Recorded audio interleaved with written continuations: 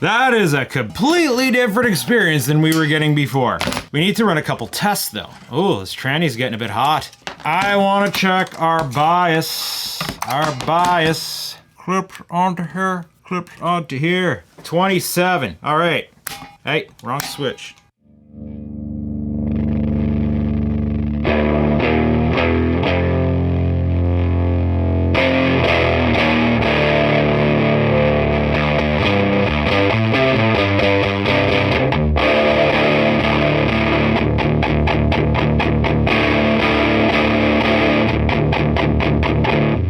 We're getting like 35 to 38 on the meter here.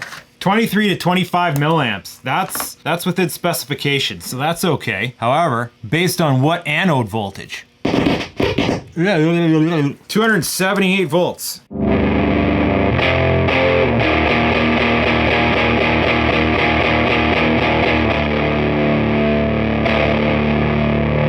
Okay, so we're gonna say 25 milliamps at 250 volts. 6 watts. We have a 6-7 watt amp, which is half what the tube's rated for. So it's just fine. It doesn't mind this at all. Mind you, at 250 volt sag, well, what should our bias be? 12 watts is that tube, divided by 250 volts. We can go as high as 48 milliamps. Should we bias it hotter? Why not?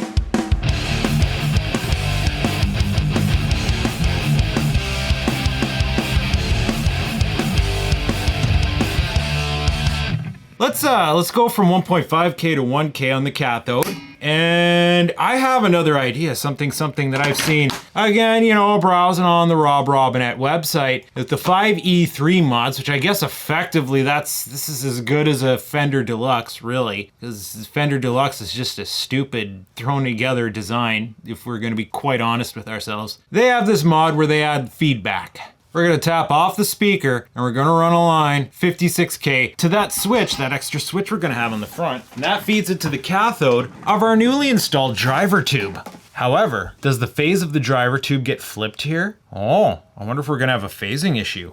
I guess we're gonna find out. All 56K resistors I have are pretty large. 1 watt though, that's not bad. Let us find a way to get signal from the speaker source to the switch. I'm also gonna increase the value of the cathode bypass of the power tube. I just found a 220 50 volt on this PCB here. I've scrapped so much out of this. It has been very good to me. Come on, get out of there. Suck on it. Another opportunity to use up some of these 1K carbon comps I have. Not sure if 1 watt's big enough, but we'll run it till it melts. It'll be fun times. It's the worst that could happen. We blow a cathode resistor and the power turns off. Where did I even get this many 1K carbon comp resistors? Why did I think it was a good idea? Wish I knew then what I knew now. Now how are we gonna get this stubby cathode bypass on there? We're gonna have to extend its leads. Somewhere here, I had a bag of leads. Oh, come on, get back here, you. Fine. Oh, wow, you were gonna roll away from me. Tip, why you gotta be so ugly?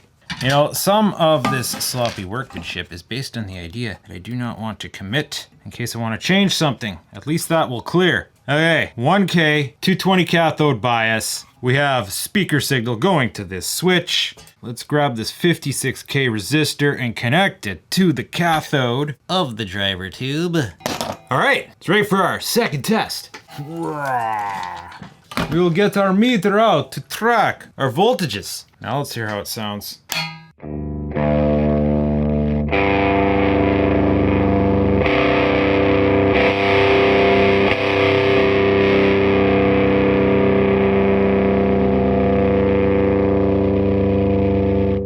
That feedback switch feels like it does nothing.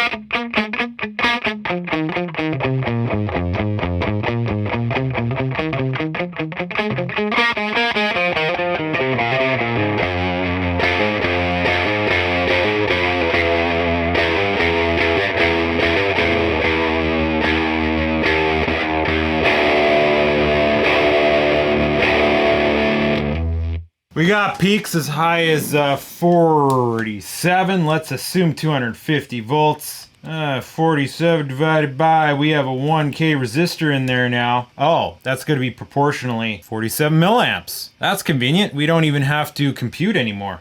We should be getting about 11, 12 watts now.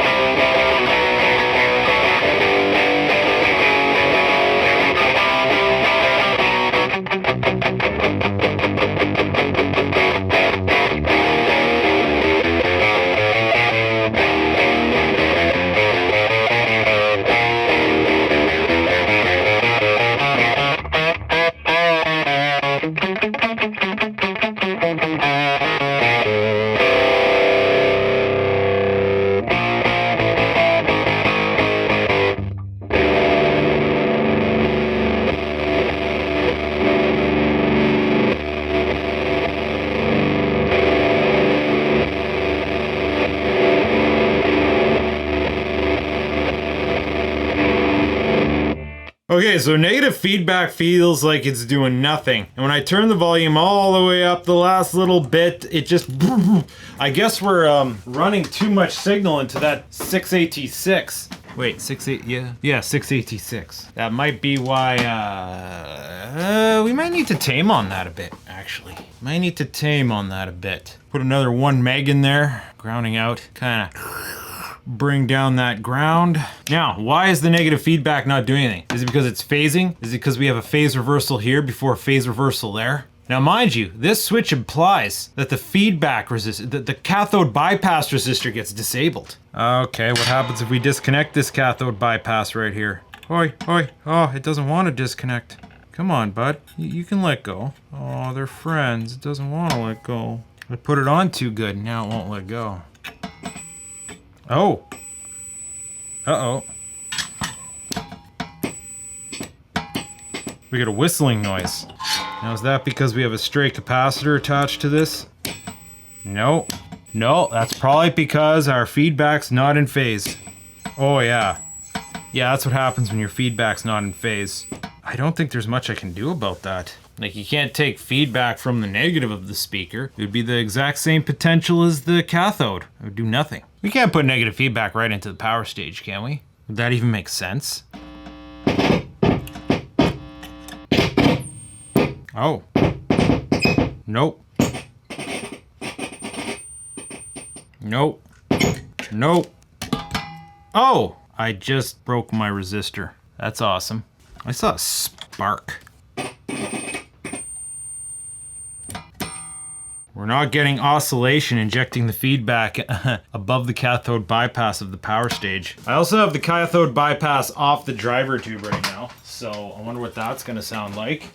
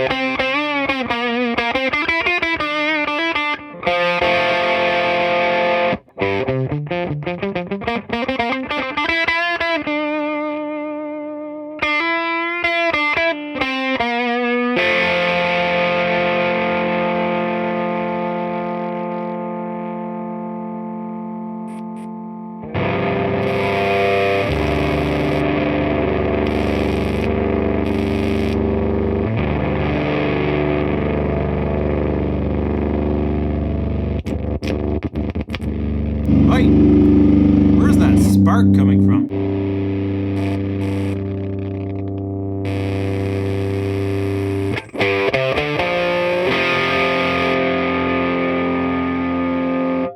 Where's that spark arc keep coming from? I'm getting some sort of arc on the tube power tube socket, just jacking it with feedback it doesn't like. You know, if our feedback's phasing is wrong, there's no rule that says red has to go to the B plus and blue has to go to the tube socket. We can reverse the phase of our transformer's input, and then that should resolute. I'm getting into things here now, man. Oh boy. Okay. Let's disconnect our blue wire here. Let's disconnect our red wire here. Let's put our red wire on the tube. Let's put our blue wire on the B plus, or at least we can try. It's not being very cooperative. All right, the amp should still work.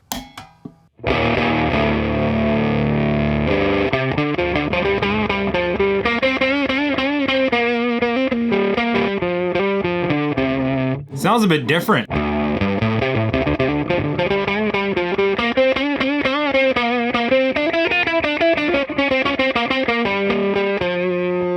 Okay, now what happens when we introduce feedback? Oh, I can hear a difference now.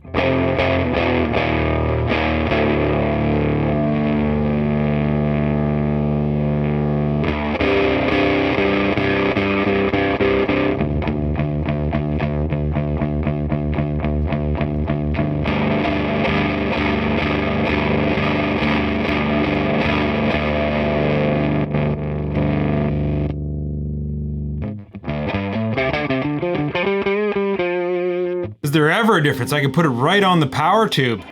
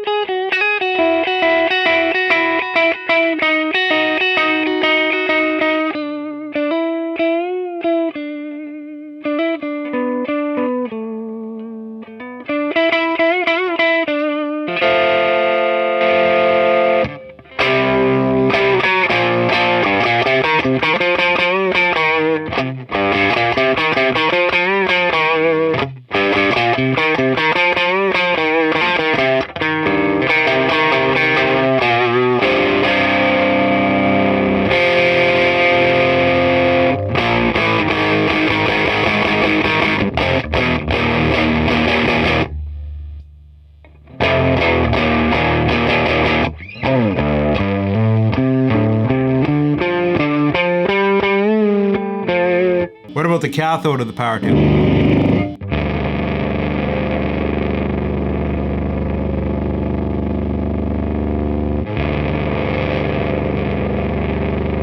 We got to put our cathode bypass back into place on the driver tube. I'm working on it hot butts. I think you know it. Don't do this, by the way.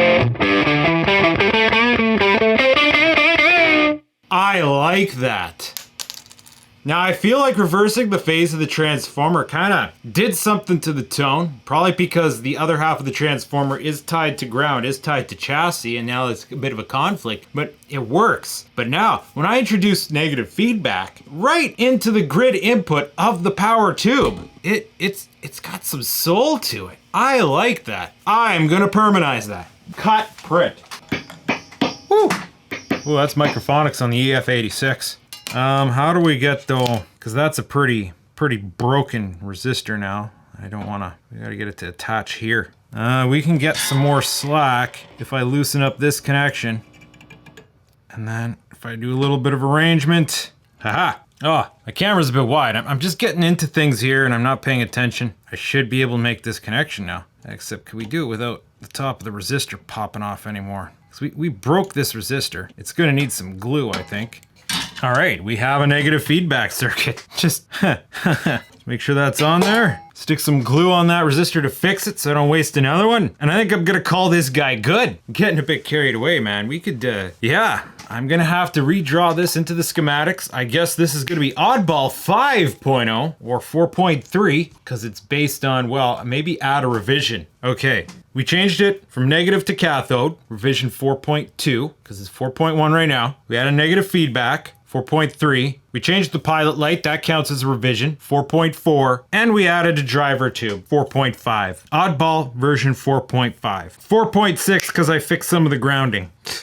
Oh, this thing's ridiculous, man. This thing's ridiculous. Wonder how it holds up against an actual deluxe. Gotta figure out which one of these various glues I have in archives is still good. Crazy glue, it's always a safe bet, right? Oh, the needle's stuck inside. I don't think this glue is good anymore. It feels hard through and through. So is there any crazy glue left in here? No, this is done. Chuck it. How about some of this stuff? This stuff's pretty good. Gas and oil resistant. Oh, this is one of the ones the cap gets jammed on. But once you get the cap off, oh, maybe not. Oh, this is bubbly. Come on. Blip, blip, blip, blip, blip, blip, blip, blip. Ah, no, this guy's screwed too. Not totally screwed. Screwed enough, I'll try it again one day and then be like, yeah, this is screwed. And then throw it out. Danger, extremely flammable. Oh boy, is it ever extremely flammable. Look at that go. Whee! Alright, how about good old Gorlia glue? All this to save a resistor that I don't have a lot of in stock. Come on, Gorlia glue. Get out your tube. Oh boy. Okay, the cap on this is no good anymore though. I'm supposed to apply this stuff with water, but alright, that should keep that resistor together now. We'll let that dry out. Okay, so I hope you enjoyed this little trip through memory lane here, getting this old beast and maybe improving it, because it feels like after I added the driver tube, my clean tone went to a crap, but you know, splicing in that negative feedback, it brought a clean tone back, but with more soul, with a little bit more bite. It's not doing soft jazz anymore, but hey, I had it turned up. A little bit of tone, a little bit of volume. I think we can get some of that effect back. Oddball 4.6, 4.5, I lost count. We will redraw the schematic and it is good to go. EF86 preamp 6AT6, 6 and 43P, and bam, 6X4 rectifier. I almost want to punch some more holes and put some more oddball tubes in this. Maybe, I used to have a nice purple glowing voltage regulator tube in a previous iteration for some nice voltage drop on the screen grid of a super oddball pentode tube that, yeah, I bet we could use that on this. But whatever. We're done here for tonight. Easy. Not so violent. Once again, I hope you enjoyed this. Stick around for more. And my camera just went down. Perfect timing.